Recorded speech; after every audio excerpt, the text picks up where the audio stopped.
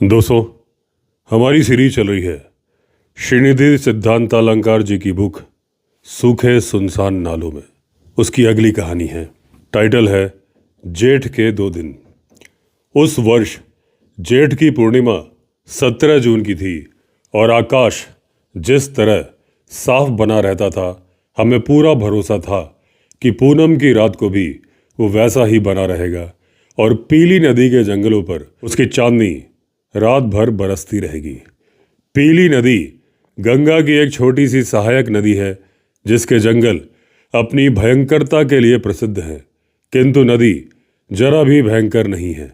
बिजनौर जिले की अन्य वर्षा नदियों की तरह वो बेचारी भी वर्षा काल के 4 महीनों के अतिरिक्त सदा सूखी ही पड़ी रहती है।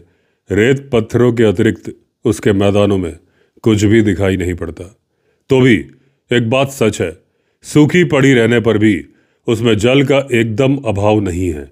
उसकी रेत के नीचे, केवल 2 ही फुट नीचे, जल की जो गुप्त धाराएं निरंतर बहती रहती हैं, वे किसी किसी जगह पर इस तरह उभर आती हैं कि उनके कारण नदी में कितने ही स्थानों पर जल दिखाई पड़ता है। छोटी पीली गांव के पास जो प्रसिद्ध गलियारी सोत है, वो ऐसा ही स्थान है। सुना गया है कि इस स्रोत के मुहाने पर कभी 80-90 बरस पहले नदी की रेत में एक जलधारा प्रकट हुई थी, जो आज भी पृथ्वी के गर्भ में वैसे ही निकल रही है और उसमें इतना काफ़ी जल बना रहता है कि लगभग 4 फरलांग तक वो पहाड़ के साथ साथ बेरोक टोक बह गई है। ये धारा कितनी महत्वपूर्ण है, ये इसी से समझा जा सकता है कि यदि वो ना रहे तो नदी के किनारे जंगलों में बसने वाले वन्य जीव प्यासे ही रह जाएं।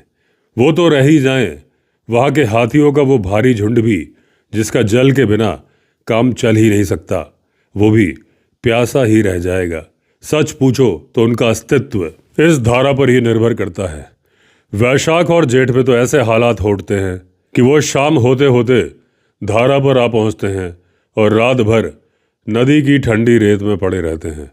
इन हाथियों के संबंध में मैं कितने ही दिन से कितने ही प्रकार की बातें सुनता आ रहा था। सुना था कि जब वो आते हैं 3/2 मील तक नदी की रेत काली ही काली दिखाई पड़ती है। उनकी चिंगाड़ों से जंगल के जंगल और उनके किनारे और पहाड़ गूंज उठते हैं। इनमें 2-4 ऐसे क्रोधी हाथी भी हैं जो कि आदमी को देखते ही उसका पीछा करते हैं। इसलिए इस झुंड को देखने की मेरी बहुत इच्छा थी, पर अवसर नहीं मिल रहा था। सोचता था यदि किसी पूनम की रात में वहाँ बैठने का अवसर मिल जाए तो उन्हें साफ साफ देख पाऊंगा। आनंद पास में ही बैठा था, बोला 10 दिन बाद ही तो जेठ की पूनम है, उसी रात क्यों ना बैठ लिया जाए। मैंने कहा अच्छा याद दिलाया, वो रात सचमुच ही ठीक रहेगी। तो यह तय हो गया कि पूर्णिमा से 1 दिन पहले यानी कि 16 जून को 4 दिन का राशन बांधकर हम लोग सुबह सुबह निकलेंगे। और फिर हम लोग निकल पड़े। सबसे पहले गंगा की धारा, फिर चंडिका घाट और अंत में कामराज मंदिर पर जाके पहुंचे। यहाँ से छोटी पीली जाने के 2 मार्ग हैं, एक नया, दूसरा पुराना। नया अभी कुछ साल पहले ही बना है और चंडी पर्वत की चोटी के साथ साथ ऐसी सुनसान घाटियों में से होते हुए गया है कि यात्री उससे यात्रा करते नहीं हैं, सूना ही पड़ा रहता है। हाँ, बाघ बगेरों के पगमार्क उस पर हमेशा देखे जाते हैं। इसीलिए ये सोच के कि यदि इस छुटपुटे प्रभात में उनमें से किसी की भेंट हो जाए तो अच्छा शगुन रहेगा, हम इस नए मार्ग से ही चल पड़े। सड़क के किनारे ही फलों से लदी खजूरों की झाड़ियाँ खड़ी हैं। चाकू से गुच्छे काट लेते हैं और खाते हुए आगे बढ़ जाते हैं। मरोड़ फलियाँ और कुटज सफ़ेद कलियों से, अमलतास पीले फूलों से सज उठे हैं। ये बात तो ठीक है कि ढाक के वृक्षों पर टेसू के फूल अब नहीं रहे और बेल के वृक्ष भी अब बिना पत्तों के हो उठे हैं, किंतु उनमें से जब एक को हरे पत्तों के कौशेय वस्त्र और दूसरे को पीले फलों के अगणित कर्ण कुंडल पहने देखता हूँ तो यही कहने को जी चाहता है कि लोग व्यर्थ ही ग्रीष्म ऋतु को शुष्क पशु कहते हैं। उसे तो सौंदर्य की बहुत ज़्यादा परख है। खैर ये तो हुआ, मगर उधर की घाटी में ये जो सैकड़ों पंछियों का कलरव सुनाई पड़ रहा है, उसका क्या कारण है? इतने पंछी तो पहले कभी इस घाटी में नहीं देखे गए। या तो संभव है कि आज इनका कोई वार्षिक उत्सव रहा हो, जिसे मनाने वे बड़े सवेरे से ही इकट्ठे हो गए हैं और समूची घाटी को मुखरित कर रहे हैं। जुग जुग जियो पंछियों और चिंताग्रस्त मानव को इसी तरह से आनंद का संदेश देते रहो। सामने ही गौरी कुंड का प्रपात दिखाई पड़ रहा है। पिघलती हुई सी चांदी सा झरना लगभग 35 फुट की ऊंचाई से उतर रहा है, किंतु कुंड में गिरकर पानी कुछ ऐसा बेस्वाद हो जाता है कि पीने की इच्छा नहीं रहती। शेर बघेरे तो उसे चाव से पी लेते हैं। हरे सूखे पत्तों के मिलने से उनमें जो एक प्रकार का कसैलापन आ गया है, उसके कारण हम तो उसे किसी भी तरह नहीं पी पाएंगे। हम ऊपर चढ़ गए और झरना जहाँ से गिर रहा था वहाँ जा पहुँचे। यहाँ जल खूब स्वच्छ है, मीठा भी है। बड़ी बड़ी सफ़ेद शिलाएं चारों तरफ बिछी हैं, जिन पर पास खड़े प्याल और साल के वृक्षों की छाएं वनवासिनी तापसियों की तरह एकांत विश्राम कर रही हैं। हमें खेद है कि हमने उनके एकांतवास में विघ्न डाला, किंतु उनका यह स्वर्ग इतना पसंद आया कि पूरे 60 मिनट हमने यहाँ पर बिता दिए। ताजे प्याल को तोड़कर खाए, जौ के सत्तू का जलपान भी किया, फिर उतरकर आगे बढ़ गए। कोस भर चलने के बाद पर्वतों की सीमा समाप्त हो गई, समतल भूमि आ गई, किंतु जंगल और भी घने हो गए। रास्ता छोटा करने के लिए पगडंडी पकड़ ली, लेकिन बांसों के झाड़ एक दूसरे में इस तरीके से उलझे पड़े हैं कि जल्दी आगे ही नहीं बढ़ने दे रहे। स्थान भी बहुत भयंकर है। ऐसे ही स्थानों पर तो वे वन के भय छिप कर बैठे रहते हैं, विशेषकर रीछ और सांप। जरा सा चूके कि हुआ हमला।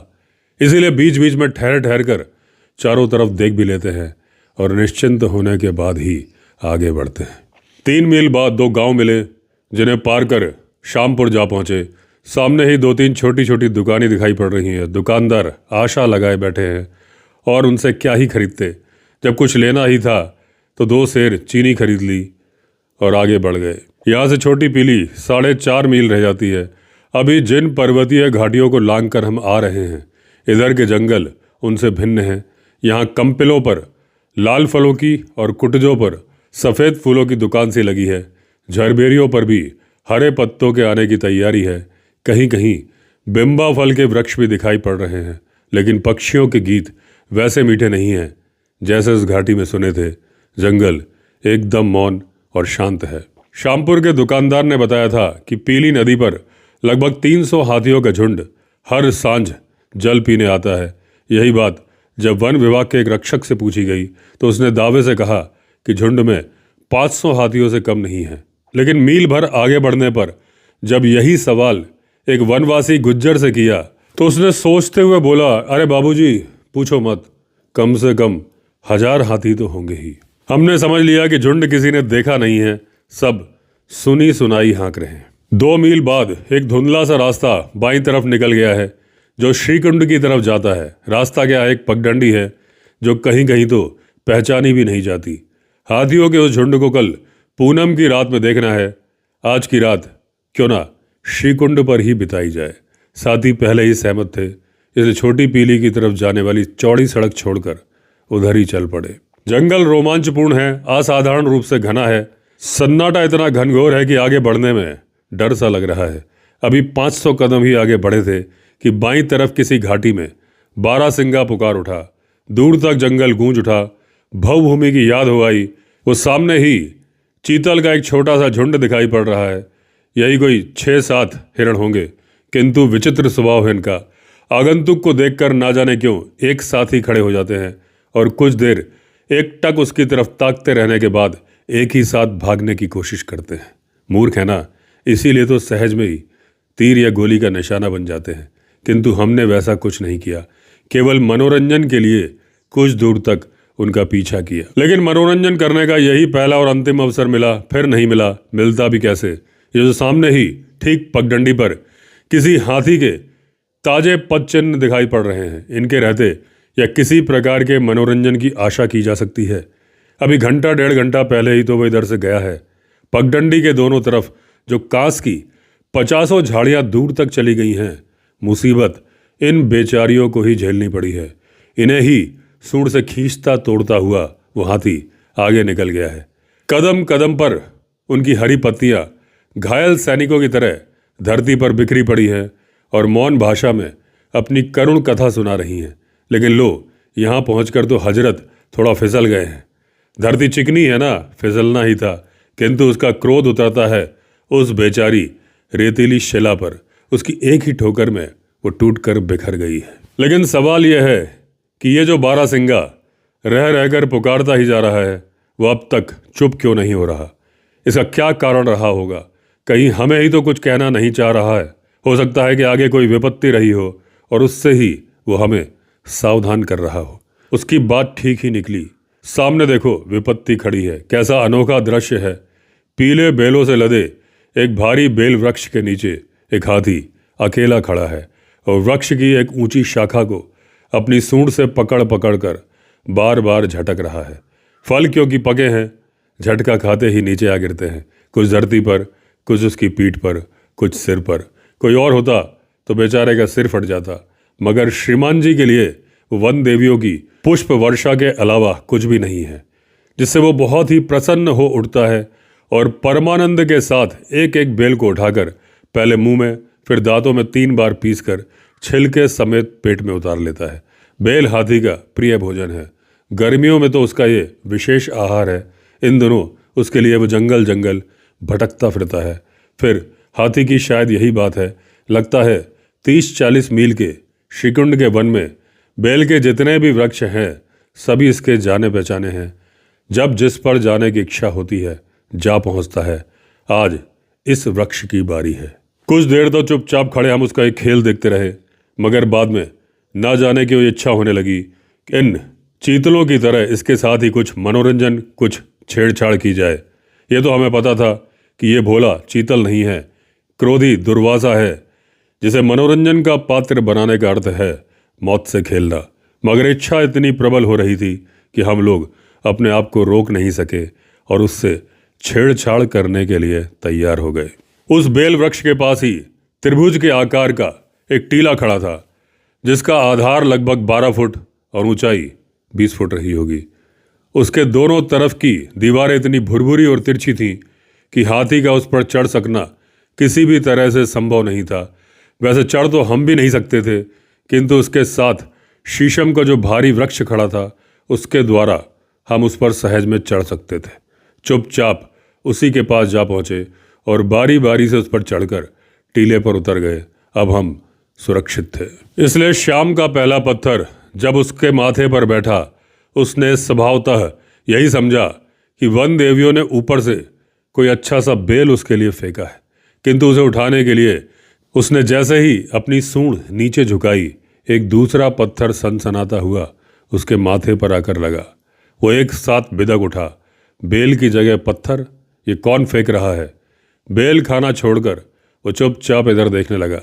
किंतु उसके बाद और भी जब 10-12 पत्थर उस पर आकर गिरे तो वो झल्ला उठा और वृक्ष के नीचे बाहर निकलकर इधर उधर देखने लगा। हम अपने को छिपा ही कहाँ रहे थे, हम तो सामने नंगे टीले पर खड़े थे। यदि उसने हमें सहज में देख ही लिया तो आश्चर्य ही क्या हुआ, दिख तो हमें जाना ही था। तो देखते ही वो एक साथ ऐसे चिंगाड़ा जैसे उसने सोने की किसी गुप्त खान का पता लगा लिया है, और फिर तत्काल वो काले बादल की तरह गरजता हुआ, झाड़ियाँ धकेलता हुआ हमारी तरफ दौड़ पड़ा। हाथी एक तो वैसे ही भयंकर होता है, जंगल में केवल दिख जाने से ही दिल धड़क उठता है, किंतु जब वो सचमुच में आ झपटता है तब कितना भयंकर लगता होगा, इसे केवल भुक्तभोगी ही जान सकते हैं। सच तो यह है, यदि उस दिन हम टीले पर सुरक्षित नहीं खड़े होते तो उसे वेग से अपनी तरफ आते देखकर अवश्य ही उससे भी ज़्यादा वेग से पीछे भाग खड़े होते। यह भी संभव है कि शायद भाग ही नहीं पाते, भागना भूल ही जाते। लेकिन इन सब बातों में क्या रखा है, हालत तो टीले पर खड़े रहकर भी हमारी ठीक नहीं थी, क्योंकि वो जैसे ही टीले के पास आ पहुंचा, आते ही उसने इस वेग से उसकी दीवार पर 5-7 टक्करें मारी कि पहाड़ का अंग रहते हुए भी वो एक साथ कांप उठा और लगने लगा यदि जल्दी उसके पास से हटाया ना गया तो आश्चर्य नहीं कि वो इसे गिरा दे। लेकिन हटाया कैसे जाए, कुछ समझ में नहीं आ रहा था। विपिन की युक्ति पसंद आई। क्षण का भी विलंब ना करके उसने टीले पर से मिट्टी का एक बड़ा सा ढेला उखाड़ लिया और पूरे वेग से हाथी के माथे पर फेंक दिया। ढेला भुरभुरा था। जैसे ही वो हाथी के माथे से टकराया, चूर चूर होकर बिखर गया। परिणाम यह हुआ कि चूरे की बहुत सी धूल उसकी आंखों में भर गई और ना चाहते हुए भी उसे टीले के पास से तुरंत ही हट जाना पड़ा। उसे देखकर ऐसा लगा जैसे आंखों मिट्टी भर जाने से सचमुच ही वो बहुत व्याकुल हो उठा है। किंतु बात इससे भी नहीं बनी। चतुर हाथी ने जल्दी ही आंखों में भरी धूल का इलाज कर लिया। कुछ क्षण तक चुपचाप खड़े रहने के बाद उसने पहले तो अपनी सूंड अपने मुंह में डाली, फिर मिनट भर बाद उसे बाहर निकाल कर उसका अगला भाग अपनी आंखों के सामने रख लिया और देखते ही देखते ऐसी जलधारा उसमें से निकली कि धूल पूछकर उसकी आंखें एकदम साफ हो गई। अब वो फिर से तैयार था। बात सारी ही जादू सरीखी थी। विश्वास नहीं हुआ, लेकिन विश्वास ना करने से बनता क्या था। आंखें तो सचमुच में साफ हो चुकी थी। प्रतीत यही होता है कि प्रकृति ने ऊंट की तरह हाथी के पेट में भी शायद ऐसे किसी कुंड की रचना की है जिसमें वो अपनी इच्छा अनुसार पानी भर सकता है और इच्छा करने पर उसे सूंड से बाहर निकालकर उसका मनमाना प्रयोग भी कर सकता है। अधिक संभव तो यही है कि इसका प्रयोग वो अपनी गर्मी शांत करने या प्यास बुझाने में ही करता होगा। किंतु इस समय उसने जो आंखें धोने के लिए इसका प्रयोग कर डाला था वो अद्भुत था। इससे पहले ऐसी बात कभी देखी नहीं थी। तो भी एक बात सच है कि उस तुच्छ मिट्टी के ढेले का फेंकना एकदम व्यर्थ नहीं गया था, और नहीं तो हाथी पर उसका एक प्रकार का भय तो बैठ ही गया।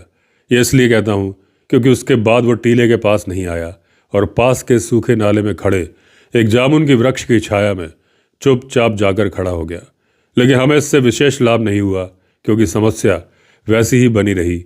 हाथी लाभ में था, हम घाटे में। वो खड़ा था जामुन की ठंडी छाया में, हम खड़े थे नंगे टीले पर जिस पर दोपहर का सूर्य प्रखर वेग से चमक रहा था। अब यदि वह चाहे तो दिन भर वहीं खड़ा रह सकता है, किंतु हमारे लिए तो उस तपते टीले पर अब एक क्षण भी खड़े रहना संभव नहीं प्रतीत हो रहा था। ऊपर से प्यास व्याकुल कर रही थी, वो अलग। इच्छा हो रही थी इस समय यदि हम किसी तरह श्रीकुंड के उस ठंडे झरने पर, जो यहाँ से आधा मील से अधिक दूर नहीं है, पहुँच जाते तो हमारी इस गर्मी और प्यास दोनों का ही एक साथ समाधान हो जाता। लेकिन होता कैसे? सामने ये हाथी जो खड़ा है, ये क्या उधर जाने देगा?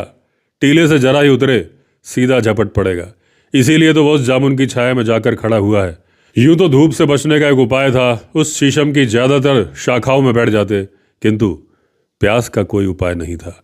विपिन इस जंगल का विशेषज्ञ है, उसी से पूछा, है इस समय कोई उपाय?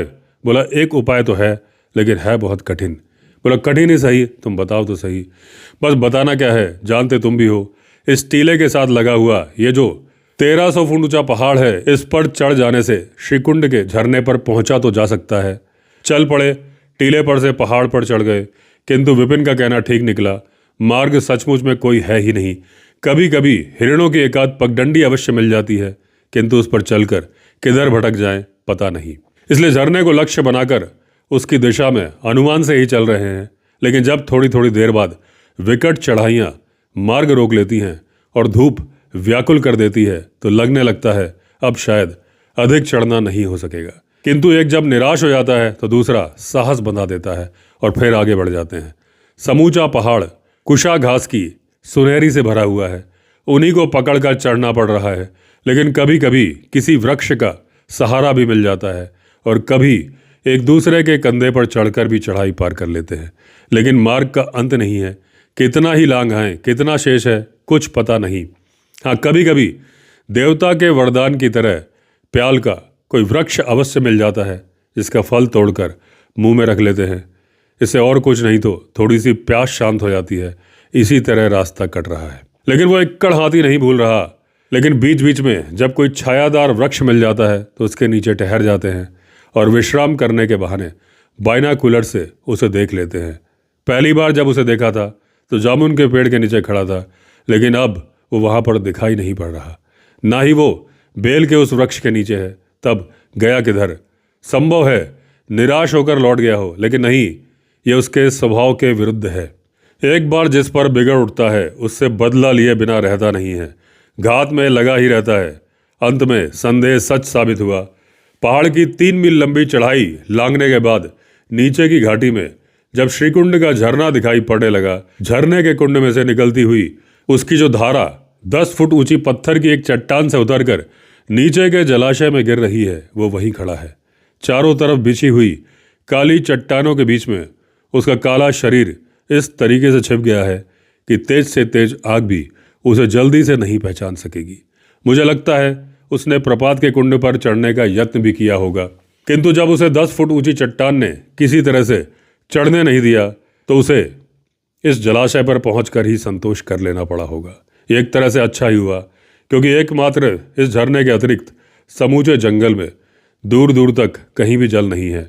जेठ की कड़ी गर्मी ने प्रायः सभी जलाशय सुखा दिए हैं। ऐसे में यदि वो इस कुंड पर चढ़ जाता तो वहां पर हमारा पहुंचना असंभव हो जाता और इस निर्जन वन में हमें अवश्य प्यासे रहकर ही मर जाना पड़ता। दूसरी कोई गति रहती ही नहीं। इसलिए पहाड़ पर से उतरकर जब हम उस ठंडे झरने की गुफा में सकुशल जाके खड़े हुए, हमने मन ही मन उस चट्टान को अनेकों धन्यवाद दिए जिसकी कृपा से हम यहाँ तक पहुँच सके थे। हम में और हाथी में अब अंतर था ही कितना सा, यही कोई 15-16 हाथ। हम ऊपर थे, वो नीचे, और बीच में वो चिकनी चट्टान, बस इतना ही। हाथी हमारे नज़दीक खड़ा था और यदि हम में से कोई इस चट्टान पर खड़े होने की भूल कर बैठता तो वो आराम से ही उसे अपनी सूंड में लपेट लेता। वैसी भूल कहीं सचमुच ही ना हो जाए। चट्टान से 6 फुट पीछे एक लक्ष्मण रेखा खींच दी गई ताकि कोई उससे आगे ना बढ़े। तो भी यह मानना ही होगा कि हाथी खूब बुद्धिमान और धूर्त प्राणी होता है। अपने शिकार या शत्रु के मनोभावों को ताड़ने में उसकी दुष्ट बुद्धि खूब चलती है। नहीं तो हम उस टीले से नीचे उतरकर सीधे पहाड़ पर चढ़ ही गए, तब उसने कैसे ताड़ लिया कि हम इस झरने पर ही जा रहे हैं। ये ताड़ कर ही तो वो हमारे पहुंचने से पहले ही यहाँ आ पहुंचा था और उन काली चट्टानों में छिपके खड़ा हो गया था। ये तो दूसरी बात है कि यहाँ पहुंचकर भी उसका मतलब सिद्ध नहीं हुआ और वो हमारा कुछ भी नहीं बिगाड़ सका। लेकिन उसमें उसकी बुद्धि या चतुराई का कोई दोष नहीं था। यदि दोष था तो उस चिकनी मिट्टी का, जिसने उसे किसी भी तरह इस कुंड पर चढ़ने नहीं दिया। लेकिन अभी कौन सा मौका निकल गया है। अभी तो हमने यहाँ लगभग 12 घंटे और भी ठहरना है और संभव है इस बीच उसे हमारी किसी भूल से लाभ उठाने का अवसर मिल ही जाए। मगर ऐसा तब होता जब वो धैर्य के साथ ठहरता, परंतु ये वो कर नहीं सका। घंटे भर में ही उसका धैर्य टूट गया और नाले में खड़े वृक्षों से पत्ते तोड़ने और कभी कभी जलाशय से पानी पीठ पर उड़ेलने में अपना थोड़ा सा समय बिताकर वो चुपचाप ही वहाँ से विदा हो गया। चलो अच्छा हुआ, एक भारी विपत्ति टली और हमें निश्चिंत होने का अवसर मिला। धीरे धीरे संध्या का अंधकार उतर आया। पक्षियों के संगीत शांत हो गए, उनका स्थान झिल्ली की झंकारों ने ले लिया। एक तरह तो यह झरना वैसे ही शून्य में खड़ा था, इस अंधकार के कारण और भी सूना हो गया। सामने के पर्वत शिखर पर चमकती हुई चांदनी को देखकर यद्यपि ये तो अच्छे से समझ में आ गया था कि चतुर्दशी का चांद पूर्वाकाश में उग आया है, परंतु उससे इस बेचारे झरने को कोई लाभ नहीं। इसे घेर कर खड़े हुए उन ऊंचे पर्वतों ने उस पर चांदनी का पहुंच सकना असंभव कर दिया है। हालांकि ये ठीक है कि रात के अंतिम पहर में चांद जब अस्ताचल की तरफ उतर रहा होगा, पहाड़ों की सेंध में से वो उसकी तरफ एक बार झांकेगा अवश्य, जिससे उसकी चांदनी भी इसके जल कुंड में स्नान करने का थोड़ा सा अवसर पा जाएगी। मगर वैसा केवल एक आध घड़ी के लिए ही होगा। इसका बाकी का सारा समय तो अंधेरे में ही बीतेगा। लेकिन अंधेरे के कारण हमें कोई विशेष कठिनाई नहीं हुई। मशालें हमारे पास पहले से तैयार थीं, हमने उन्हें जला लिया और भोजन पानी से निपटकर खूब निश्चिंता से उसकी ठंडी रेत पर ही लेट गए। किंतु नींद नहीं आई, आती भी कैसे। यहाँ के जो मच्छर चिर परंपरा से इस कुंड पर रहते आ रहे हैं, यात्रियों से कर वसूल किए बिना वो रहते कहाँ हैं। इस गर्मी में क्योंकि हम नंगे बदन लेटे हैं, उनकी वसूली इतनी कठोर होती है कि नींद आना असंभव हो गया है। नींद न आने का दूसरा कारण और भी था। वन्य जलाशयों के सूख जाने के कारण इस जंगल के पशुओं को इन दिनों इस झरने पर ही पानी पीने आना पड़ता था। नीचे के जलाशय पर इनका आना जाना प्रारंभ हो गया था। वे चाहे कितना ही संभल कर क्यों ना चले, इस शून्य रात में उनके पैरों की आहट सुनाई पड़ ही जाती है। उनमें कौन हिरण है कौन शेर, ये साफ साफ पता तो नहीं चल रहा, किंतु उनके कारण नींद में बाधा तो पड़ रही है। मगर इससे ही बड़ी बाधा तब पहुंचती है जब कहीं पास से ही मिट्टी धसकने का एक विचित्र सा शब्द कभी कभी कानों में आ लगता है। शब्द रह रह कर आ रहा है और ऐसा लगता है जैसे कोई सुअर पहाड़ की किसी भीत में से बिदारी या वराही कंद खोद रहा हो। वो जैसे ही थूथनी मारता है, एक साथ बहुत सी मिट्टी सरर सरर करती हुई खिसक पड़ती है। तो भी बात कुछ विचित्र सी ही लग रही है। उसके कारण अनेक प्रकार के संदेह मन में पैदा हो रहे हैं। श्याम पास में ही लेटा था, धीमे से बोला, इस तरह से निश्चिंत क्यों लेटे हो? सुन नहीं रहे उस शब्द को? मुझे तो पूरा संदेह हो रहा है। कैसा संदेह? संदेह और कैसा होगा? ये अवश्य वही हाथी है जो आज दिन भर हमारा पीछा करता रहा है। वो वास्तव में यहाँ से कहीं गया नहीं था, पास ही कहीं छिप गया था और रात होते ही फिर लौट आया है। मुझे तो लगता है इस कुंड पर चढ़ने के लिए वही इस समय चुपचाप पहाड़ की भीत खोद रहा है। सुनकर मुझे भी संदेह हो आया। हाथी ऐसा करता भी है। नदियों के ऊंचे किनारों पर चढ़ने उतरने के लिए वो प्रायः अपने भारी पैरों से, जो फावड़ा और दुर्मुट का दोनों का ही काम कर देते हैं, ढलवान भूमि तैयार कर लेता है। बहुत संभव है वो भी ऐसा ही कर रहा हो। तुरंत सभी को सावधान कर दिया और आनंद और विपिन को जल्दी जल्दी सामान समेट लेने के लिए कहकर मैं और श्याम धरती पर पेट के बल रेंगते हुए उसी चिकनी चट्टान के किनारे पर जा पहुंचे और जैसे ही नीचे झांक कर देखने लगे, स्तंभित रह जाना पड़ा। वही तो है, गुप्त अंधेरे में खड़ा चुपचाप पहाड़ी की भीत खोद रहा है। दीवार काफ़ी सख्त है, सरलता से नहीं टूट रही, तो भी बदला लेने की धुन उसे निराश नहीं होने दे रही। खोदता ही जा रहा है। परिणाम यह हुआ है कि दीवार का कुछ भाग टूटकर ढलवान हो चुका है और मेरा विचार है यदि वह इस तरह लगा रहा तो आधे घंटे में कुंड पर चढ़ आएगा। तत्काल पीछे लौट पड़े और संभाल कर अगले ही क्षण वहां से भाग निकले। भाग निकलने से मेरा मतलब कुंड की गुफा के साथ लगी उस सकरी टेकरी पर चढ़ जाने से है, जिस पर बनी हुई फुट भर चौड़ी एक पगडंडी बल खाती हुई ऊंचे पहाड़ पर चढ़ गई है। इस पगडंडी से हम परिचित हैं। दिन में उसी झरने पर उतरे थे। उसी पर धामन सांप की एक ताजी केचुली भी हमें मिली थी, जो अब भी वैसे ही पड़ी है और चांदनी में किसी लंबे सांप का भ्रम करा रही है। अब ये तो हमें पता नहीं है कि हाथी को हमारे भाग निकलने का पता चला या नहीं, किंतु इतना तो ठीक है कि अब हम उस अंधेरे कुंड से निकलकर कुछ ऊंचाई पर पहुंचे। हमारी घबराहट बहुत कुछ मिट चुकी थी। चांदनी में नीरव स्नान करते वक्त पर्वत और सोने की चमकती हुई कुशा घास का दूर तक फैला हुआ विस्तार हमें आश्वासन भी दे रहा था। तो भी हाथी क्या करता है ये जानने की उत्सुकता तो बनी हुई थी, इसलिए ज़्यादा ऊपर चढ़े नहीं और वहाँ से जहाँ से झरना नीचे गिर रहा था उसी नाले में उतर गए। यहाँ से कुंड और उसकी गुफा बहुत स्पष्ट दिखाई पड़ते हैं। अभी शायद 10-15 मिनट ही हुए होंगे कि हाथी की काली मूर्ति कुंड पर चढ़ती हुई दिखाई पड़ी। उसकी चाल से पता लग रहा था कि वो बहुत ज़्यादा उत्तेजित है। आते ही वो गुफा पर लपका। उसका ख्याल था हम शायद वहीं सो रहे हैं, किंतु जब देखा वो तो शून्य पड़ी है। निराश होकर वो इस तरह से चिंगाड़ा कि दूर तक प्रसुप्त घाटियाँ गूंज उठी। चिंगाड़ इतनी भयंकर थी कि हमारे दिल भी धड़क उठे। ऐसा लगा जैसे अब वो हमें नहीं छोड़ेगा। पहाड़ पर चढ़कर वो इस नाले में आ ही पहुँचेगा और हम सभी को पैरों से कुचल देगा। तभी एक भारी पत्थर जो 15-20 सेर से कम ना रहा होगा उसकी पीठ पर जाकर गिरा और जैसे ही वो चौंक कर उछला, हम सभी एक साथ चौंक उठे। कैसे गिरा ये? किसी ने पटका या फिर स्वयं ही गिर पड़ा? देखा श्याम एक भारी पत्थर को लुढ़काने का यत्न कर रहा है और उसे ही हाथी पर पटकने की तैयारी में है।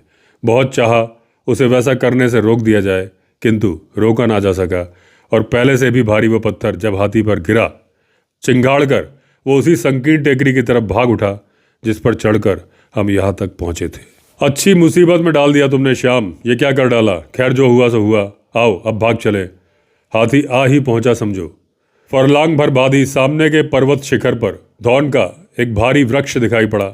कुशा घासों का सहारा लेते हुए उसी के पास जा पहुंचे और अविलंब उसकी ऊंची शाखाओं पर जा बैठे। हाथी निपुण पर्वतारोही होता है, कठिन से कठिन चढ़ाइयों पर भी चढ़ जाता है, किंतु जब पूरे 60 मिनट प्रतीक्षा करने के बाद भी उसका कहीं पता नहीं चला तो समझ लिया दिन में जैसे उस चट्टान ने सहायता की थी, उस रात उस सकरी टेकरी ने भी सहायता की है। हाथी शायद उस पर चढ़ नहीं सका है और निराश तथा दुखी होकर पीछे लौट गया है। लेकिन विश्वास नहीं हो रहा। यह भी तो संभव है कि वो उस टेकरी पर चढ़ गया हो और पहाड़ पर पहुंचकर हमारे घात में कहीं छिपकर खड़ा हो गया हो। हाथी ऐसा करे ये संभव है। बहुत ही मक्कार होता है, इसलिए कष्ट पाकर भी वृक्ष पर ही बैठे रहे, नीचे नहीं उतरे। धीरे धीरे रात बीत गई। वीरणी के कपोलों की तरह चतुर्दशी का चांद क्षीण हो उठा। पूर्व दिशा की अरुणिमा बाल्य सूर्य के आगमन की सूचना देने लगी। पंछी जाग गए। आकाश में उड़कर जाते हुए तोतों के कै कै शब्द सुनाई पड़ने लगे।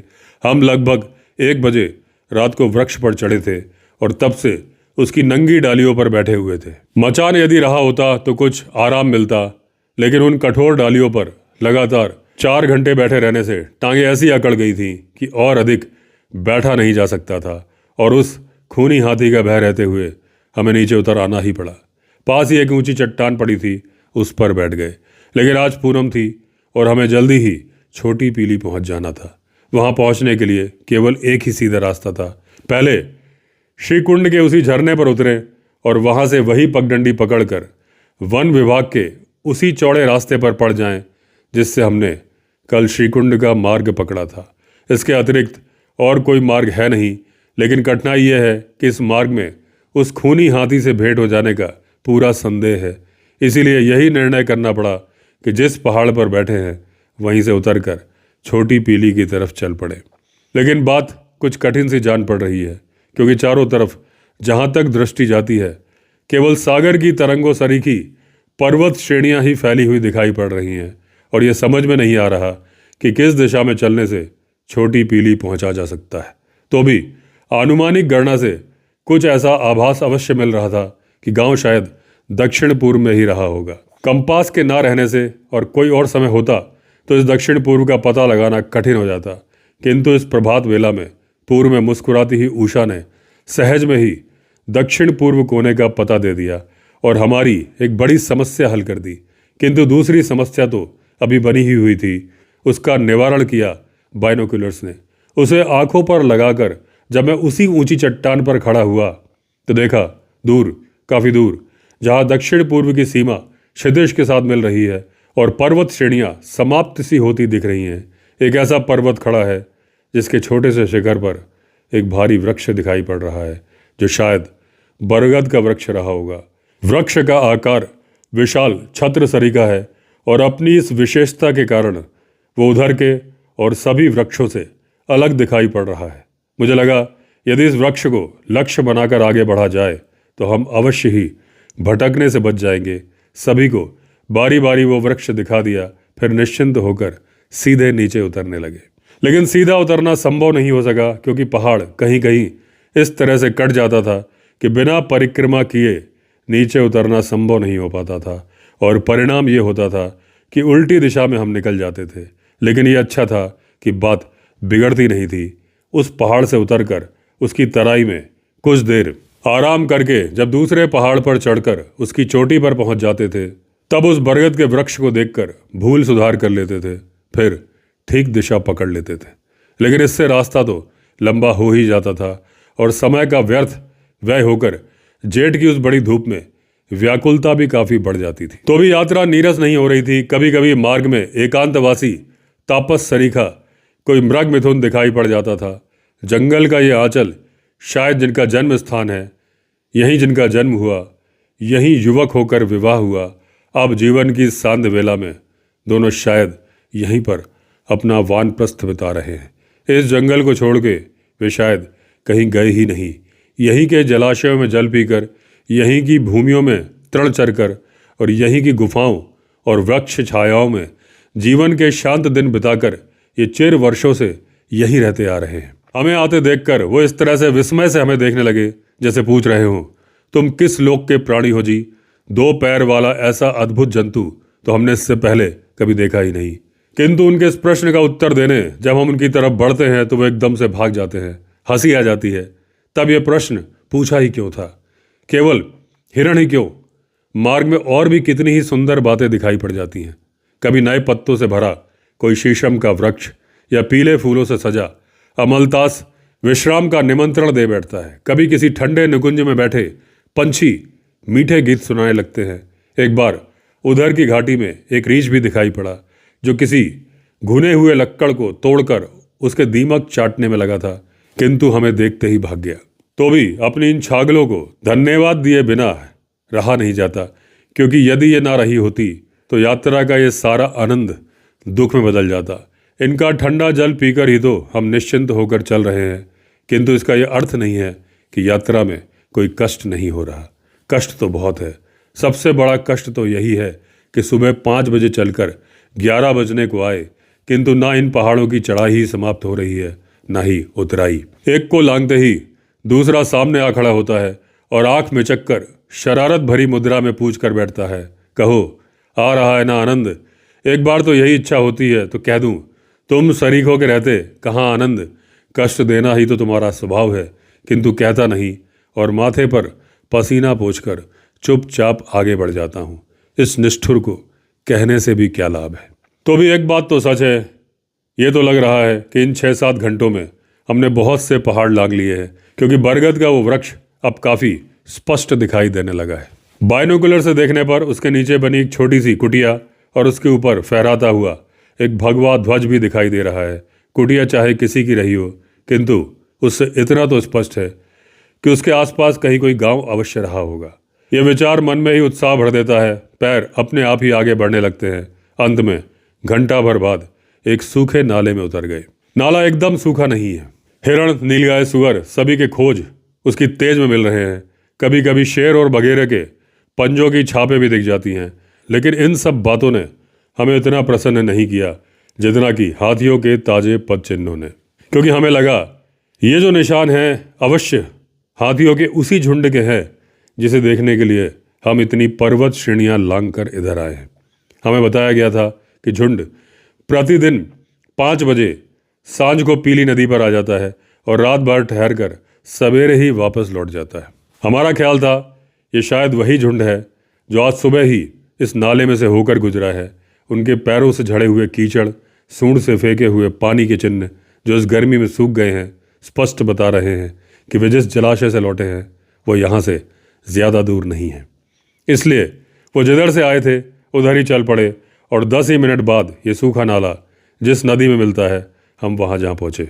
विपिन ने बताया कि यह स्थान गलियारी सोत कहलाता है और उसके संगम पर ये जो रेत से भरा हुआ लंबा मैदान पूर्व से पश्चिम की तरफ चला गया है, यही पीली नदी है।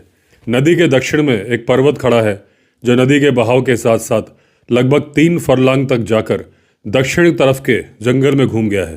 पर्वत एकदम सूखा और कच्चा सा जान पड़ता है। ऐसा भी लगता है कि वर्षा में इसकी मिट्टी धसकती भी होगी। शायद यही कारण है कि इस पर वृक्ष नहीं है। कुल मिलाकर पहाड़ का ये रूप कुछ ऐसा भद्दा सा लगा कि उसे देखकर प्रसन्नता नहीं हुई। नंगे कंकाल सरीखा पहाड़, सामने सूखी रेत और उसके कोने में बहती हुई एक दुबली शीर्ण जलधारा, बातें सारी ही निराशाजनक थीं। किंतु जब ध्यान आता था इसी जगह हाथियों का वो झुंड रात बिताता है और इसी सूखे पहाड़ पर हमें आज चांदनी रात बितानी है, तो यह निराशा बहुत कुछ मिट जाती थी।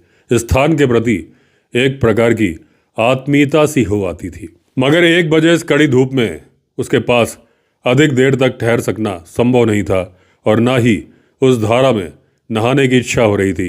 होती भी कैसे, उसकी गहराई तो कुछ है ही नहीं। भले ही उसमें हाथी नहाया करते हों, मगर उसमें 1.5 फुट से अधिक गहरा पानी नहीं है। इसलिए धारा को पार करके सामने के जंगल में जा पहुंचे। थोड़ा ही आगे बढ़ने पर 10-15 भैंसें चरती दिखाई पड़ी। समझ लिया गांव के पास आ पहुंचे हैं। जंगल छोटा सा ही है, होगा 150 हाथ चौड़ा। उसे पार करते ही बस्ती के चिन्ह दिखाई पड़ने लगे। विपिन ने बताया यही है छोटी पीली गांव। लेकिन गांव की कोई बात वहां पर दिखाई नहीं पड़ी।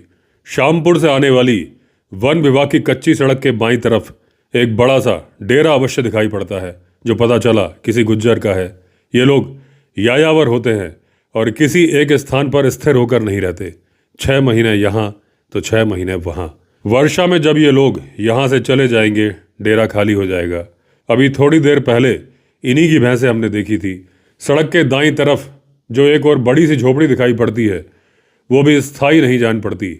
इसमें दूध का खोआ बनाने का एक कारखाना है जो कभी कभी बंद भी हो जाता है। स्थायी वस्तु तो यहाँ वन विभाग की केवल एक चौकी है जिसमें 2 वन रक्षक रहते हैं, बाकी सब अस्थिर है। इसलिए यहाँ ना कोई दुकान है ना किसी दूसरी प्रकार की सुविधा। इसीलिए हमारे सामने यह प्रश्न आ खड़ा हुआ कि हमें कहाँ ठहरना चाहिए। विपिन ने कहा, झोपड़ी या कमरे की आशा करना तो व्यर्थ है। हाँ, चौकी के साथ लगे उस कुएं के पास जो 3-4 आम के वृक्ष दिखाई पड़ रहे हैं, उनकी छाया इस समय सबसे बढ़िया हो सकती है। वहीं जा पहुंचे, लेकिन देखा एक आम की छाया तो किसी ने पहले से ही घेर रखी है। किसी दूर गांव के 2 बटोही इस दोपहरी में उसके नीचे चुपचाप सो रहे हैं। वहीं एक साइकिल खड़ी है। हाँ, दूसरे 2 वृक्षों के नीचे ठहरा जा सकता था। वहीं चादरें बिछा ली और लेट गए। घड़ी में देखा तो 2 बज रहे हैं। यदि लोगों का कहना ठीक है तो हाथियों के आने में 3 घंटे शेष हैं और उनके आने से लगभग आधा घंटे पहले पहाड़ पर भी बैठ जाना है। बाद में अवसर ही नहीं मिलेगा, इसलिए आधे घंटे से अधिक विश्राम ना किया जा सका। सामने ही कुएं पर रस्सी और डोल पड़े थे। खींच कर देखा तो जल ठंडा है। सभी ने बारी बारी से स्नान किया, जिससे थकावट मिटकर भूख लग गई। इसका उपाय किया सत्तू और पेड़े से, किंतु कुछ संतोष नहीं हुआ। वैसे आटा, घी, बाकी सब कच्चा सामान हमारे पास था, लेकिन समय इतना कम था कि उससे भोजन तैयार किया नहीं जा सकता था। इसलिए यही ठीक समझा कि खोए के कारखाने में चलकर देखा जाए कि भूख के लिए वहाँ पर क्या मिल सकता है। खोया और दूध तो मिल ही जाएगा। आनंद को सामान के पास छोड़कर हम उधर ही चल पड़े। मार्ग में गुज्जर का पड़ाव पड़ता था। इस समय जैसा सन्नाटा वहाँ पर छाया था, उसे देखकर तो यही लग रहा था कि शायद वो लोग अभी सो रहे हैं। लेकिन सड़क के साथ लगी झोपड़ी में एक बूढ़ा गुज्जर खाट पर लेटा था। वो शायद जाग रहा था, क्योंकि हम जैसे ही उसके सामने से निकले वो तुरंत उठकर बैठ गया और साधारण सा एक प्रणाम कर हमारी तरफ बहुत ही विस्मय से देखने लगा। मुझे लगा मेरे कंधे पर लटके हुए फोटो कैमरे और बायनोकुलर्स ने ही उसे आश्चर्यचकित कर दिया है, क्योंकि वो इन्हें हाथ से दिखाता हुआ कह रहा था, ये तो कमरा है और दूसरी शायद पिस्तौल है। सोचा उसकी पहचानने की शक्ति को क्यों व्यर्थ ही अपमानित किया जाए। सिर हिलाकर चुपचाप स्वीकृति दे दी। उधर कहाँ ठहरे हैं? उस कुएं के पास आमों की छाया में। वहाँ क्यों? जंगलात की चौकी में एक कमरा खाली तो है। आप ही लोगों के ठहरने के लिए रिजर्व है। शिकार पर आए हैं ना? इस बार सत्य को नहीं छिपाया। कहा, हाथियों का झुंड देखने आए हैं।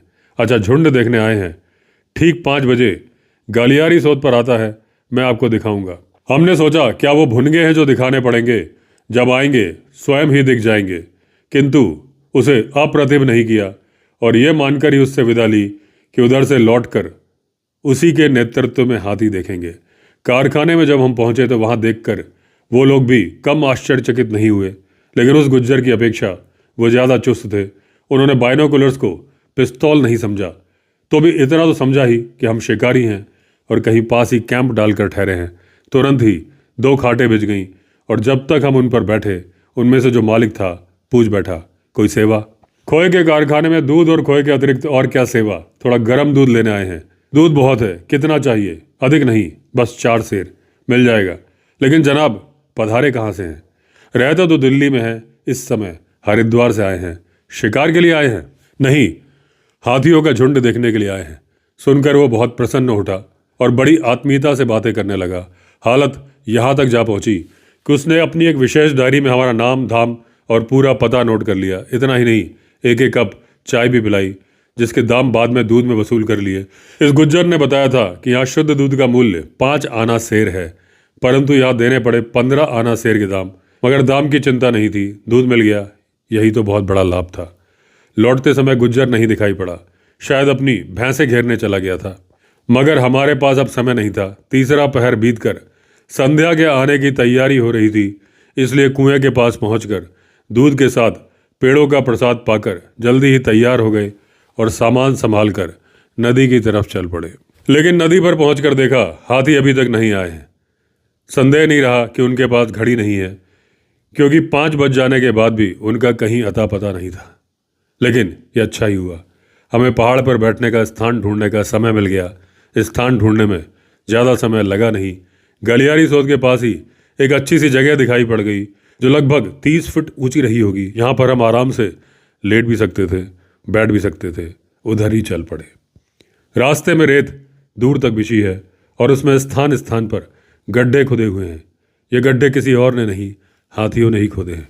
नदी की इंच इंच भूमि उनके पैरों के निशानों से भरी है, जिनमें कितने ही छोटे भी हैं, जो ये बताते हैं कि झुंड में बच्चे भी हैं।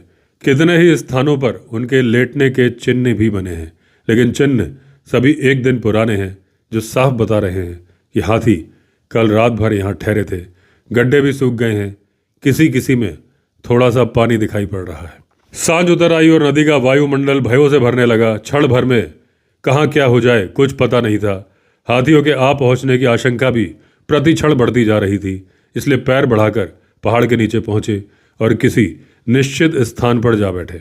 बैठने की स्थान की ऊंचाई यद्यपि ज़्यादा थी नहीं, मगर बहुत ही कठिनाई से उस पर चढ़ा जा सका, क्योंकि पहाड़ की मिट्टी भुरभुरी थी, पैर नहीं जमने दे रही थी। चढ़ाई भी बहुत ढलवान थी और आसपास किसी झाड़ी या पौधे के ना रहने से पकड़ने के लिए कोई सहारा भी नहीं था। तो भी जैसे तैसे चढ़ तो गए ही। 15 मिनट में पूर्व का आकाश चमक उठा। कांसे के सुंदर थाल सा पूनम का चांद नीले आकाश में तैर आया। ऐसा लगा जैसे हमारे पहाड़ की चोटी पर खड़ा कोई अदृश्य व्यक्ति सफेद डोर लिए चांदी की पतंग उड़ा रहा हो। तभी कहीं पीछे के जंगल में से किसी काकड़ ने एक ऊंची बांग देकर उसका स्वागत किया और साथ ही रात के प्रारंभ होने की सूचना भी दे डाली। किंतु काकड़ भले ही कुछ सूचना देता रहे, अपनी 15 कलाओं को साथ में लेकर चंद्रमा शायद आज इसी निश्चय के साथ आया है कि कम से कम आज की रात तो वो जंगल के किसी कोने में भी भय का चिन्ह नहीं रहने देगा। तभी तो उसने आते ही पर्वतों और मैदानों पर अपनी सफेद किरणों की तूलिका फेर कर क्षण भर में ही उन्हें हंसा डाला है। निशा के श्याम मुख पर ज्योत्सना का लोद्र चूर्ण मलकर उसे सुंदर और गौर बना डाला और बाद में अपनी चंद्रिका प्रेयसी को साथ लेकर वृक्ष वृक्ष की फुनगियों और जलाशयों पर इस तरीके से नृत्य करने लगा जैसे दूर तक कहीं भय रहा ही नहीं, केवल आनंद ही चारों तरफ बरस रहा है। लेकिन थोड़ी देर में उसका सारा यत्न निष्फल हो गया। विपिन मेरे पास ही लेटा हुआ था, धीरे से कंधे को छूकर बोल उठा, शेर। और हम सभी सहम गए। क्षण भर तो कहीं कुछ दिखाई नहीं पड़ा, किंतु बाद में उसके बताए स्थान की तरफ लेटे लेटे ध्यान से देखने पर यह साफ स्पष्ट दिखाई दे रहा था कि हमारे स्थान से 200 फुट की दूरी पर गलियारी सोत की उथली धारा में वो चुपचाप बैठा हुआ था। शेर अत्यंत सतर्क प्राणी होता है, कहीं वो हमें भाप ना ले, तो हम जैसे लेटे थे वैसे ही निश्चल लेटे रहे और थोड़ी सी गर्दन घुमाकर उसे आंखों के कोनों से देखने लगे। इस गलियारी सोत के सामने गांव वालों ने नदी की धारा में फुट फुट भरकर ऊंचे पत्थरों की पात लगाकर एक प्रकार का बांध सा बांध रखा है, जिससे उसके पीछे का पानी कुछ अधिक गहरा हो गया है, मगर बांध कुल धारा में नहीं बंधा है। स्रोत के किनारे की तरफ कुछ भाग खाली छोड़ दिया गया है। जब हम दोपहर को इस जगह पर आए थे तो हमने इस भाग को खाली ही देखा था और अब सांझ को भी खाली ही पाया था, किंतु अब जो देखते हैं वो सारा ही खाली स्थान अचानक ही भर गया है और ऐसा लगने लगा है जैसे बांध ठीक किनारे जा पहुंचा है। उस शेर के कारण ही ऐसा हुआ था। वही ना जाने कब जंगल में से चुपचाप निकलकर इस खाली भाग में आ बैठा था, लेकिन वो कितना समझदार होता है यह इसी से पता चल रहा था कि पानी में उसने अपने आप को इस तरीके से छिपाया हुआ था कि यदि उसका सिर पानी से ऊपर उठा हुआ नहीं होता तो अवश्य ही उसे भांप सकना कठिन हो जाता। तो भी अच्छा ही था उसकी दृष्टि हमारी तरफ नहीं थी। मुझे तो लग रहा था कि उसने हमें देखा ही नहीं था। इस समय शायद वो दूसरी चिंता में था। उसकी आंखें गांव के साथ लगे उस जंगल को देख रही थी जिसमें हमने आज दोपहर को गुज्जरों की भैंसें चढ़ती देखी थी। उसके देखने के ढंग से लग रहा था वो उधर अकारण नहीं देख रहा है। अवश्य ही उसे उधर किसी जानवर का संदेह हो रहा है, जिसकी या तो उसे गंध आ रही है या फिर पैरों की आहट सुनाई दे रही है। तभी तो वो इस तरह ऊंची गर्दन उठाए एकटक उधर ही देख रहा है। संदेह उसका ठीक ही था, क्योंकि 2 ही मिनट बाद जंगल में से निकलकर कोई प्राणी सचमुच ही धारा की तरफ आता हुआ दिखाई पड़ रहा था। वो क्योंकि अभी वृक्षों के अंधेरे में था तो पहले तो यही लगा शायद वो सांभर है या फिर कोई दूसरा हिरण, मगर जब अंधेरे में से निकलकर चांदनी में आ गया तो पता चला इसी गांव का कोई कटड़ा है जो शायद चांदनी का आनंद लेने अकेला ही निकल पड़ा है। यह संभव है कि गुज्जरों की भैंसें आज इस जंगल में ही कहीं चर रही हों और ये उनसे थोड़ी देर के लिए अलग होकर पानी पीने के लिए इस धारा पर आ रहा हो। बात जो भी रही हो, मगर इतना तो साफ पता चल रहा था कि शेर ने उसे देख लिया है और कब उस पर झपट पड़े पता नहीं, किंतु शेर की तरफ देखा तो वो अब भी निश्चल ही बैठा था। वो कटड़े की तरफ एकटक ताकते रहने के अतिरिक्त झपटने की कोई विशेष तैयारी करता दिखाई नहीं पड़ रहा था। वो हमसे 100 फुट दूर था और उसका सिर इस समय मेरी बंदूक का इतना अच्छा निशाना बना हुआ था कि यदि मैं चाहता तो कटड़े को बचाने के लिए 1 या 2 गोली में उसे समाप्त भी कर सकता था, परंतु वैसा करना ठीक नहीं लगा। एक तो इसलिए कि मैं ऐसे व्यर्थ के मनोरंजन के पक्ष में नहीं हूँ, दूसरे इस समय हम हाथियों के जिस झुंड की प्रतीक्षा में बैठे हैं, बंदूक की आवाज़ सुनकर वो अवश्य ही चौंक जाएगा और रात भर इधर आएगा नहीं, जो हमारे लिए एक बहुत ही बड़े घाटे का सौदा था। इसलिए शेर पर गोली चलाकर कटड़े को बचाने की बात हमारे लिए संभव नहीं हो पा रही थी और विवश होकर हमें उसे उसके भाग्य पर ही छोड़ देना पड़ रहा था। घटना चक्र एक साथ ही बदल गया। लगता है कटड़े को या तो शेर की गंध आ गई या उसे देख लिया। जो भी हुआ वो चलते चलते एक साथ ठहर गया और क्षण भर की देरी ना कर जिधर से आया था उधर भाग खड़ा हुआ। मगर अब उसका सब यत्न व्यर्थ था। शेर ने उसे ज़्यादा दूर तक भागने नहीं दिया और धारा में से निकलकर 2 ही छलांगों में उसके सिर पर जा पहुंचा। उस अंतिम क्षण में भी कटरे ने बचने की पूरी कोशिश की। 2-4 सेकंड तक उसका सामना भी किया, लेकिन वनराज ने जब उसकी गर्दन दबोच ली और देखते ही देखते धरती पर पटक दिया तो वो बेचारा कुछ ना कर सका। थोड़े ही समय में निश्चल हो गया, निष्प्राण। यद्यपि शेर पर गोली ना चलाकर हमने ही उसे जीवित रहने दिया था और वह जब कटरे पर लपका था तब भी हमने उसके रास्ते में कोई बाधा नहीं पहुंचाई थी, लेकिन इसका यह अर्थ नहीं था कि कटड़े के मर जाने पर हमें दुख नहीं हुआ। शेर के प्रति हमारा मन क्रोध से भर उठा। यह तो ठीक था कि इस समय हम कटड़े पर कोई उपकार नहीं कर सकते थे। यदि थोड़ा साहस करते तो उसकी मृत्यु का शेर से बदला अवश्य ले सकते थे और हम उसी के लिए तैयार हो गए।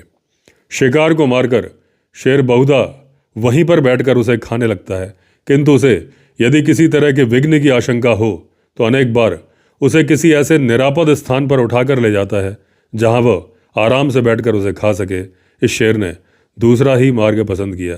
जब देखा कि कटड़ा पूरी तरह से मर चुका है, वह उसकी लाश मुंह में पकड़कर गलियारी सोत की तरफ चल पड़ा। हमें पता था कि उधर जाने के लिए उसे हमारे स्थान के नीचे से गुजरना पड़ेगा। उस समय और तो कुछ सूझा नहीं। अपने चारों टिफिन बॉक्स के 16 डब्बे संभाल लिए और वो जैसे जैसे नीचे से गुजरने लगा, खड़े होकर एक साथ उन्हीं की उस पर वर्षा कर दी। इसके 2 परिणाम हो सकते थे। एक तो ये कि वो विपत्ति अचानक आई देखकर घबरा जाए और लाश को छोड़कर भाग जाए, और दूसरा यह भी हो सकता था कि वो झल्ला जाता और हम पर झपट पड़ता। अधिक संदेह मुझे यही था कि शेर होने के कारण वो दूसरा ही मार्ग पकड़ेगा। इसलिए साथी जब डब्बे बरसा रहे थे, झन झन करते हुए आपस में गिर रहे थे। हाथियों के झुंड की चिंता छोड़कर मैं अपनी दोनाली में एलजी भरकर तैयार हो गया था।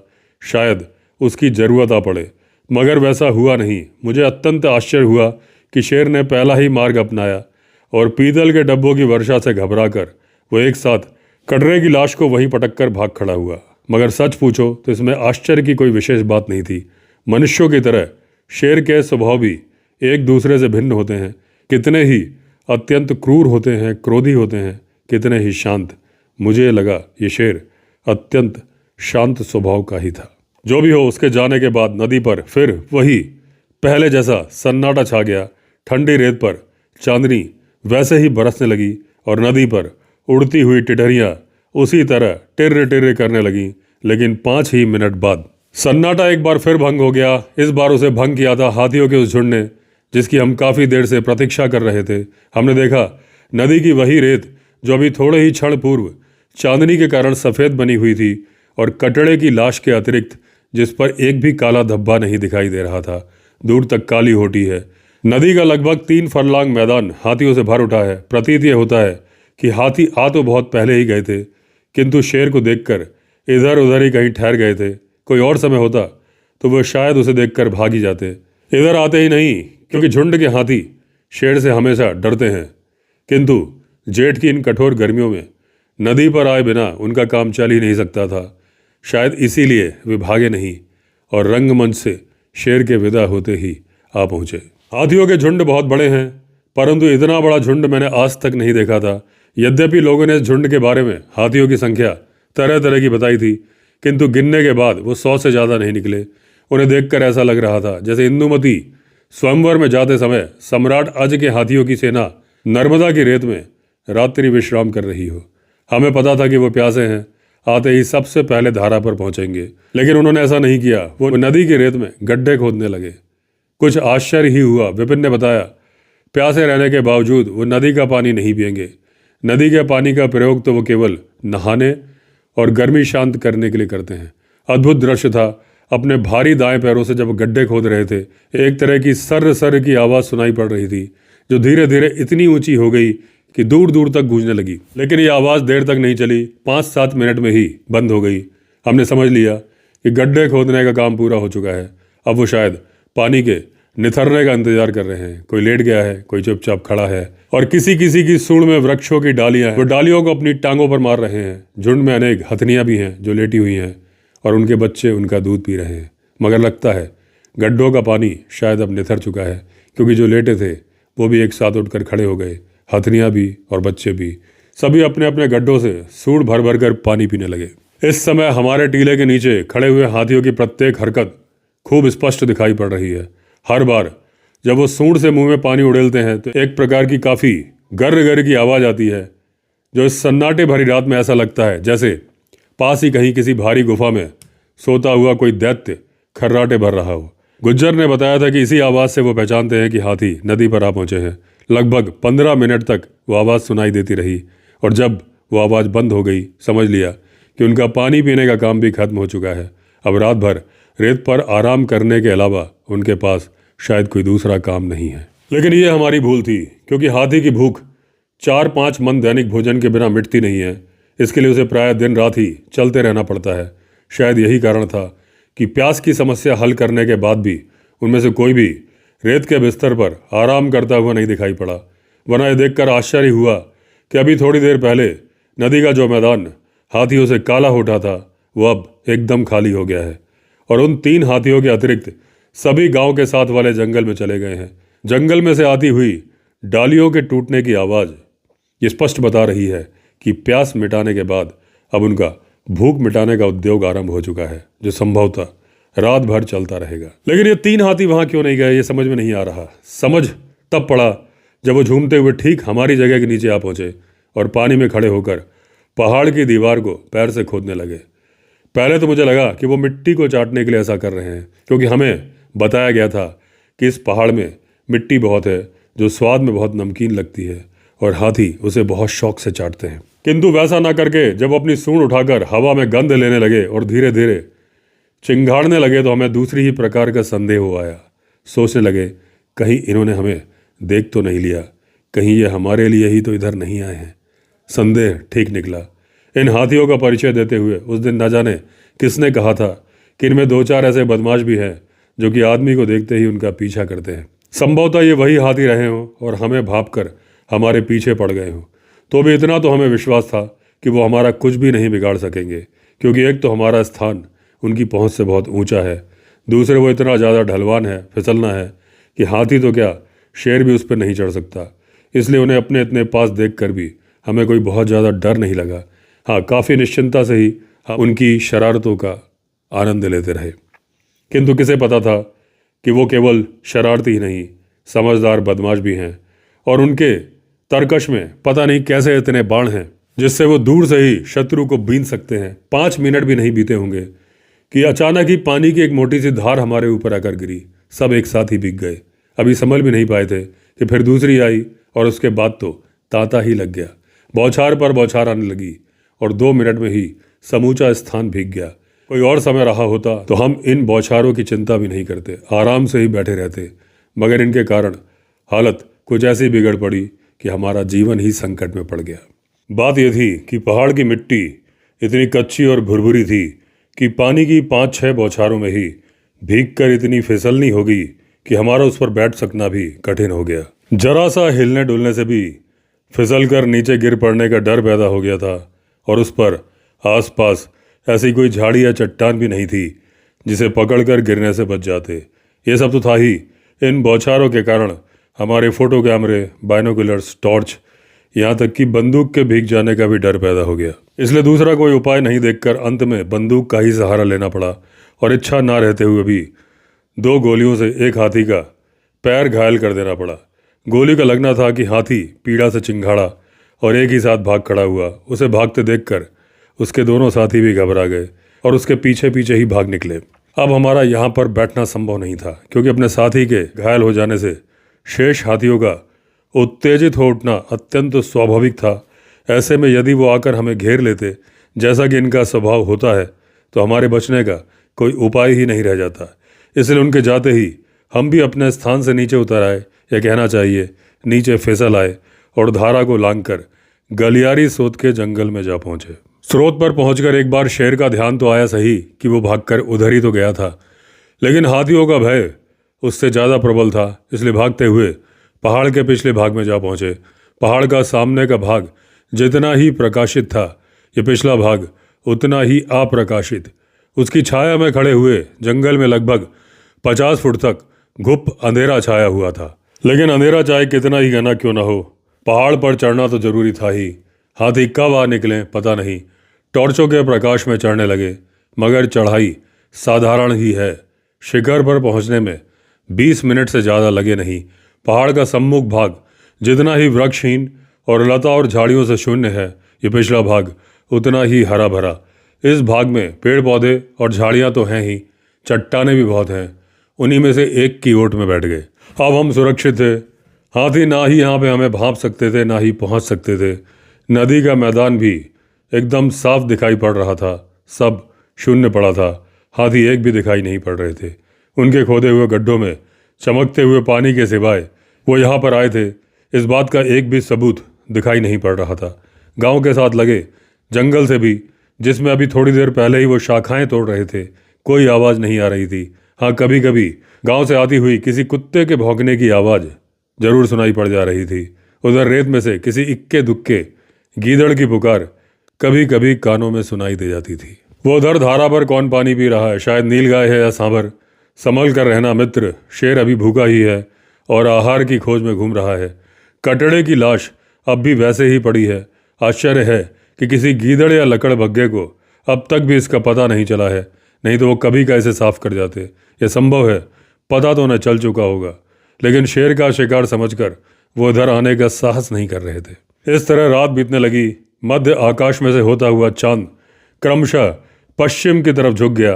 पूर्व दिशा के प्रहरी जाग उठे और उनके साथ ही पंछी भी जाग गए।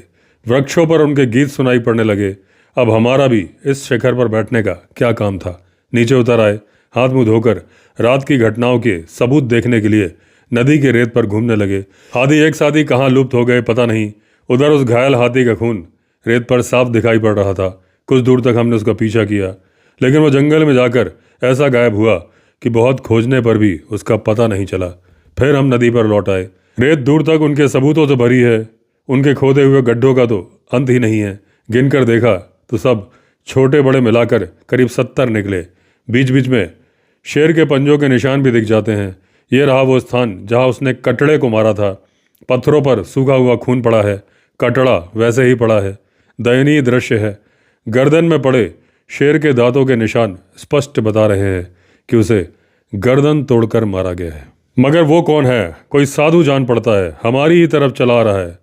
कमर में गज चर्म, नंगे बदन पर भस्म और जटाएं बंधी हुई हैं, हाथ में त्रिशूल। नंगे पैर पास आते ही बोल उठा, तुम्हारे कारण ही वो आज भूखा रह गया है। लाओ ये कटड़ा मुझे दो। कटड़ा देने में तो हमें आपत्ति हो ही क्या सकती थी, किंतु उसकी पहल और बात जरा रहस्यमय प्रतीत हुई। पूछा, किसकी बात कर रहे हैं? कौन भूखा रह गया? अरे वही शेर, और कौन, जिसे तुमने उसके शिकार से वंचित कर दिया था। मगर आपने ये सब कहाँ से देखा? मैं सामने के पहाड़ पर ही तो रहता हूँ, मैं वहीं से सब कुछ देख रहा था। जानकर बड़ा आश्चर्य हुआ। पूछा, आप जानते हैं वो शेर कहाँ है? वो बोले, देखना चाहते हो? मैंने कहा, अवश्य। तो आओ, मेरे पीछे आओ। वो आदमी बहुत ही बलवान जान पड़ता था। एक ही झटके में उसने कटड़े की लाश अपने कंधे पर उठाकर रख ली और गलियारी सोत की तरफ चल पड़ा। सोत के दाईं तरफ नदी का किनारा कुछ ऊंचा हो गया है। वो उसी पर चढ़ गया और नदी के साथ साथ चल पड़ा। लगभग 200 हाथ बाद एक पर्वत दिखाई पड़ा, जिसके नीचे एक छोटा सा जलकुंड लहरा रहा था। पर्वत अधिक ऊंचा नहीं है, होगा 500-700 फुट ऊंचा। जलकुंड के पास से ही उस पर एक पगडंडी चढ़ गई। साधु उसी पे चढ़ गया और हमें साथ लेकर शिखर पर जा पहुंचा। अरे बरगद का वृक्ष, ये तो शायद वही है जिसे श्रीकुंड से उस शिखर से उतरते समय हमने अपना लक्ष्य बनाया था। इसके नीचे ये वही कुटिया भी बनी है जो यहाँ से अत्यंत रहस्यमय प्रतीत हुई थी। तो क्या ये साधु का आश्रम है? है तो बहुत शांत और मनोहर। हृदय सात्विक भावों से भर उठता है। नागरिक बंधनों से मुक्त होकर एकांतवास में भी स्वच्छ वासना जागृत हो जाती है। कुटिया के सामने ही एक बहुत बड़ा कुशासन बिछा है। हमें उसी पर बैठने के लिए कहकर साधु ने उधर के एक वृक्ष की छाया में कटड़े की लाश रख दी और फिर हमसे बिना कुछ कहे ही नीचे उतर गया। शायद नीचे के जल कुंड पर स्नान करने के लिए गया है। लौट कर आने में कुछ देर लगेगी। तभी एक धीमी सी गुर्राहट सुनाई पड़ी और देखा एक शेर कटड़े की लाश के पास खड़ा हमारी तरफ देख रहा है। दिल धड़क उठा, कहीं झपट ही न पड़े। चुपचाप बंदूक संभाल ली और सावधान होकर बैठ गए। मगर नहीं, उसका झपटने का इरादा नहीं जान पड़ता। वो बहुत भूखा जान पड़ता है। हमारी तरफ से ध्यान हटाकर वो कटड़े के पास बैठ गया और जल्दी जल्दी से उसे खाने लगा। तब भी भरोसा नहीं हो रहा था, शेर ही तो है। अचानक झपट पड़े। चिड़ियाघर में अनेकों बार शेरों को मांस खाते देखा है, लेकिन इसका तरीका उनसे अलग है। शरीर भी अलग है। उनके शरीर लटके हुए और बहुत कुछ निर्बल दिखाई पड़ते हैं। इसकी खाल एकदम कसी हुई है, देह मांसल और भरी हुई है। चाहे तो एक ही तमाचे में भैंसे को लोटपोट कर दे। साधु आ गया। खुली हुई जटाएं पीठ पर लटक रही हैं। स्नान के कारण शरीर पर से भस्म उतर गई है। आते ही शेर के पास जाकर बोला, मिल गया ना, अब अपना ही शिकार खाने को, खा, निश्चिंत होकर खा। कहकर उसके सिर पर हाथ फेरकर वो हमारे पास आ पहुंचा। बोला, कहिए अब आप लोगों की क्या सेवा की जाए। ये अद्भुत दृश्य देखने को मिल गया। इससे बड़ी सेवा और क्या हो सकती है। तो भी आंखों को विश्वास नहीं हो रहा। जो देख रहे हैं वो स्वप्न है या इंद्रजाल। वो बोला, दोनों में से कुछ भी नहीं है, बहुत अद्भुत भी नहीं है। हाँ, प्रथम बार देखने में कुछ अद्भुत अवश्य लगता है। भगवती की कृपा से ही यह सब कुछ हुआ। बड़ी करुणामयी हैं वे। उन्होंने ही एक दिन इसे मेरे हाथ में देकर मुझ अधम का उद्धार किया था। कहते कहते साधु का गला भरा है। आंखें आंसुओं से भर उठी। मैंने कहा, अवश्य वह दिन धन्य रहा होगा जब भगवती ने इसे आपके हाथ में दिया होगा। अपनी जड़ा से आंसू पोंछकर साधु हमारे पास आ बैठा और बोला, आप ठीक ही कहते हैं। वो दिन सचमुच धन्य ही था। उस दिन मेरा उद्धार हुआ। बहुत पुरानी बात नहीं है, 10 वर्ष पहले की ही बात है। फर्ग्यूसन साहब फॉरेस्ट ऑफिसर थे, मैं रेंजर। मगर मैं बहुत ही अधम रेंजर था। मद्य, स्त्री, शिकार, किसी से मुक्त नहीं था। शिकार का व्यसन इतना कि सैकड़ों निरपराध पशुओं को मार चुका था। एक दिन कटड़ा बांधकर शेर की प्रतीक्षा में बैठा था कि लगभग 200 हाथ दूर एक शेर दिखाई दिया। निशाना अचूक था। पहली ही गोली ने बेचारे को समाप्त कर दिया। पहुंचकर देखा तो शेर नहीं, सद्य प्रसूता शेरनी है।